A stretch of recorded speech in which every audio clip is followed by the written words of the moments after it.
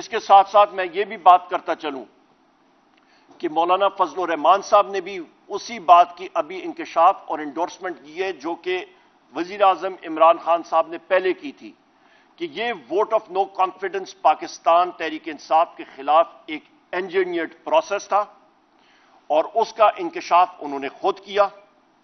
مختلف لوگ ابھی سامنے آ رہے ہیں.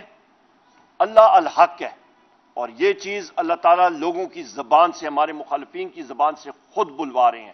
یہ سب سے بڑی انڈورسمنٹ ہے. اس عمل میں مولانا فضل الرحمان نے بھی اس دھاندلی کے پروسیس کے حوالے سے بات کی ہے اور انہوں نے بھی اس کا اعتراف کیا ہے.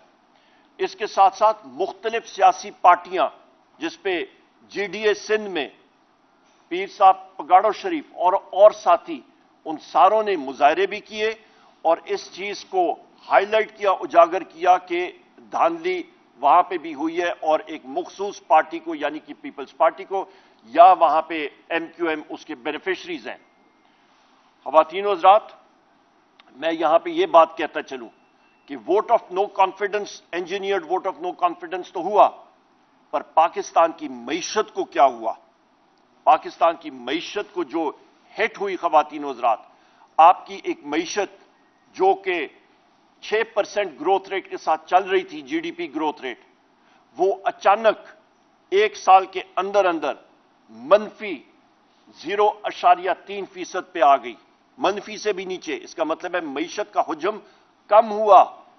وزیر اعظم عمران خان صاحب کے دور حکومت میں کووڈ کے باوجود جو آپ کی معیشت ہے اس کا حجم 6% سے بڑھ رہا تھا, پہیہ تیزی سے چڑھ رہا تھا, پیسوں کی ریل پیل تھی, ملازمتیں بن رہی تھیں, عوام خوشحال تھی, اور اچانک وہ حجم کم ہوا. بجلی کے نرخوں میں اضافہ 17 روپے یونٹ سے اٹھ کے تقریباً 85 روپے یونٹ تک اس وقت بجلی جاری ہے اور مزید بڑھے گی. آپ کا گیس کی قیمتوں میں تقریباً 300 سے 400% اضافہ, یعنی کہ 3 سے 4 گنا اضافہ. آپ کی افراد زر خواتین و حضرات 45% سے بھی زیادہ گئی. کمر توڑ مہنگائی جس کی وجہ سے عوام بیزار ہو کے اس نے پاکستان تحریک انصاف کو بھاری مینڈیٹ دیا. 3 کروڑ سے زیادہ لوگوں نے پاکستان تحریک انصاف کو ووٹ دیا اور الیکٹ کرایا. کیوں؟ کیونکہ ان کو معلوم تھا کہ عمران خان صاحب وہ واحد لیڈر ہیں, تحریک انصاف وہ واحد پارٹی ہے جو کہ اس بھنور سے پاکستان کو نکال سکتی ہے اور صحیح رستے پہ لگا سکتی ہے. اس کے ساتھ ساتھ میں پھر ریپیٹ کرتا ہوں جو میرے کولیگ نے اور چیئرمین پاکستان تحریک انصاف نے بھی بات کی کہ اس معاملے کا سمپل حل جو کمشنر راول پنڈی نے کہا, فارم 47 فل 4 ایشو کیا جائے اوریجنل, جس پہ پاکستان تحریک انصاف کے نمائندگان اور امیدواران کامیاب ہوئے تھے, ان کو الیکٹڈ ڈکلیئر کیا جائے. لانگ ٹرم میں اس کی انکوائری, جوڈیشل انکوائری ہونی چاہیے, انڈیپینڈنٹ ججز ہونے چاہیے, اور جن لوگوں کے نام کمشنر راول پنڈی میں لیے ہیں وہ اس انکوائری کا قطعاً کسی قسم کا حصہ نہیں بننا چاہیے. ہم لوگ چیف جسٹس پاکستان سے بھی گزارش کریں گے کہ کیونکہ ان کا نام یہاں پہ لیا گیا وہ ہمارے لیے محترم ہے, پر کیونکہ ان کا نام لیا گیا ہے تو سپریم کورٹ کا جو بینچ بنتا ہے اس سے وہ ہم لوگ احترام سے ریکویسٹ کریں گے ان سے کہ اس کا حصہ وہ نہ بنے اور ایک انڈیپینڈنٹ پینل کے طور پہ, ایک جوڈیشل پینل کے طور پہ صاف شفاف جوڈیشل انکوائری ہونی چاہیے. کیونکہ پاکستان کی عوام کو ہم نے یہ بتانا ہے, اس پورے ملک کی اشرافیہ نے بتانا ہے, اس پورے ملک کے سسٹم نے بتانا ہے کہ مینڈیٹ چوری نہیں ہو سکتا, اور جو کوئی یہ کرے گا اس پہ بھی ان کو کیفر کردار تک پہنچایا جائے گا. اور اس طرح یہاں پہ میں ایک اور بھی بات یہاں کروں کہ پشاور میں بھی وہاں کے ڈپٹی کمشنر اور پولیس کے اہلکاروں نے مل کے پشاور کی ہماری 7 سے 8 سیٹیں صوبائی اسمبلی کی, وہاں پہ انہوں نے انجینئر کی, اور اسی طرح انجینئرڈ ریگنگ کے طور پہ جن ہمارے ساتھیوں کی لیڈز جس میں تیمور خان جھگڑا شامل ہے, جس پہ ہمارے کامران بنگش صاحب شامل ہیں, مختلف ہمارے ساتھی اس میں شامل ہیں, ان ساروں سے وہ سیٹیں چھینی گئیں اور किसी और साथियों को, जिन और लोगों को डिक्लेयर किया गया, उस पे भी हम लोग फिल फॉर डिमांड करते हैं कि उनको भी विनर डिक्लेयर किया जाए, जिनका असली हक है और जिनको मैंडेट मिला था।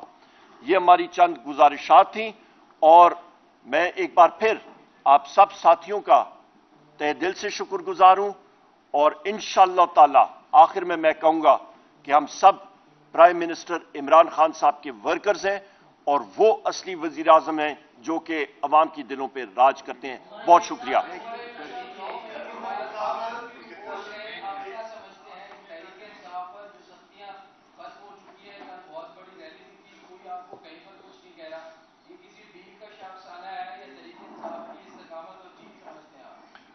आपने बड़ा अच्छा सवाल किया।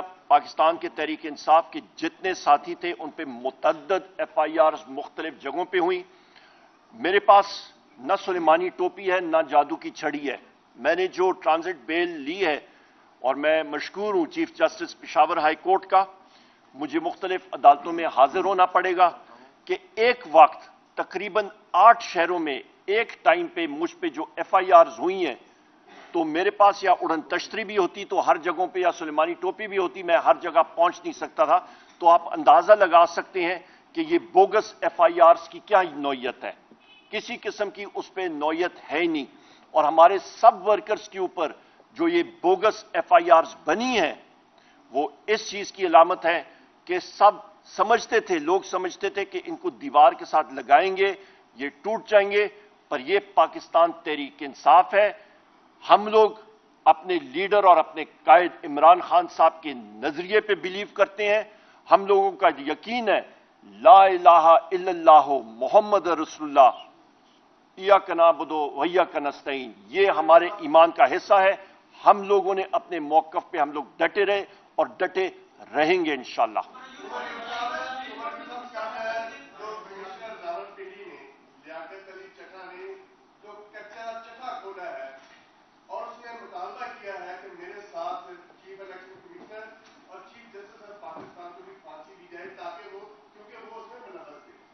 सवाल यह है कि अगर मुतालबा होता है जस्टिस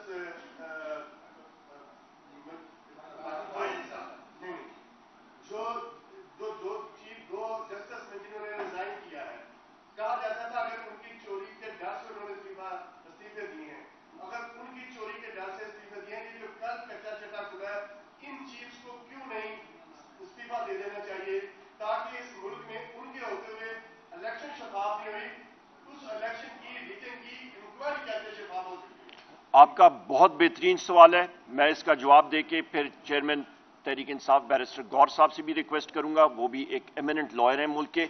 सबसे पहली चीज ये है कि ये सवाल जिन लोगों के बारे में उन्होंने बात की है वो खुद उसका जवाब दें।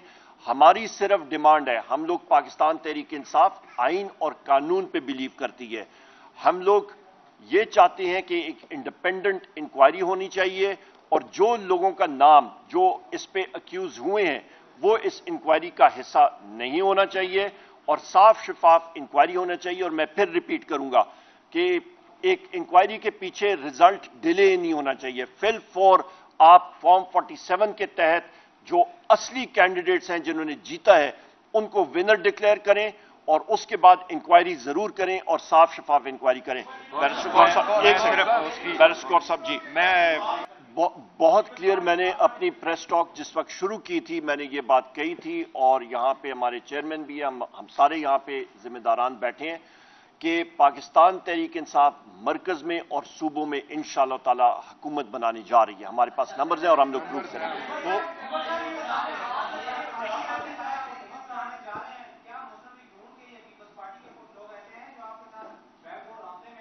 नहीं, इस वक्त नहीं है।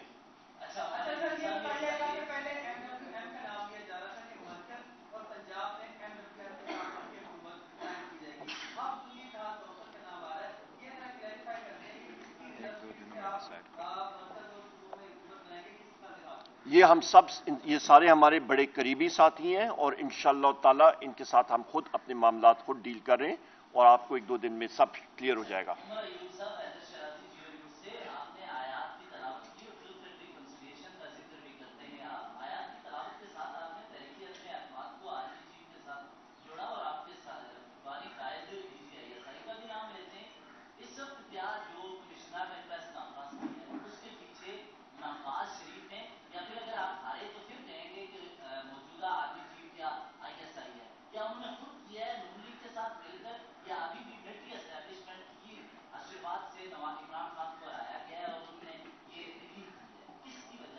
बड़ा अच्छा सवाल है आपका जनाब। आप ये पूछें, ये सवाल पूछेगा जी आप जरूर लियाकत चट्टा साहब से, क्योंकि उन्होंने ये चीज यहाँ की है।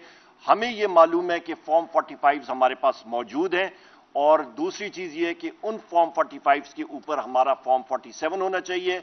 आपने मिलिट्री इस्टेब्लिशमेंट की बात की है, हम लोग भी मुहिब वतन है। इमरान खान साहब ने बारहा बार बात की है कि फौज भी मेरी, मुल्क भी मेरा, और मेरी जान भी पाक फौज के हवाले और आर्म्ड फोर्सेस के। हम लोग अपने पाक फौज, पाक फजाइया, पाक आर्मी, जितने हमारे मुसल्लह अफवाज के साथी हैं, उन सारों के लिए हमने हमेशा सपोर्ट की है। और हमारी मिलिट्री होगी, एक स्ट्रांग मिलिट्री होगी तो जोग्राफाई सरहदें मजबूत होती हैं। बहुत शुक्रिया।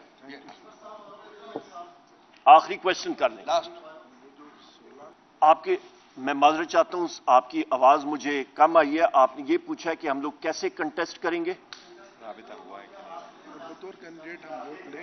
हम लोग देखिए, सबसे पहली बात यह है कि पाकिस्तान तहरीक इंसाफ के नंबर्स हमारे पूरे हैं। नंबर एक, हम लोग कंटेस्ट, जिस तरह कि मैं फिर दोहराऊंगा, पहले लोग पूछते थे कि पाकिस्तान तहरीक इंसाफ के उम्मीदवारान किधर से आएंगे, पोलिंग एजेंट्स किधर से आएंगे। हमने प्रूव किया, रब्बुल इज्जत के हुक्म के साथ, इमरान खान साहब की गाइडेंस थी, हमने प्रूव किया। इसी तरह हाउस के अंदर किसके साथ राब्ते करने हैं, किन मेंबर्स के साथ करने हैं, इंशाअल्लाह ताला हमारी टीम मौजूद है। हमारे चीफ विप यहाँ पे मौजूद हैं, चेयरमैन साहब हैं, बहसीयत मैं खुद हूँ, रऊफ हसन साहब हैं, हमारे सारे टीम के मेंबर्स हैं। और वो हमारा काम है कि हम लोग कैसे हाउस के अंदर जाके अपनी मेजॉरिटी प्रूव करेंगे। बहुत शुक्रिया।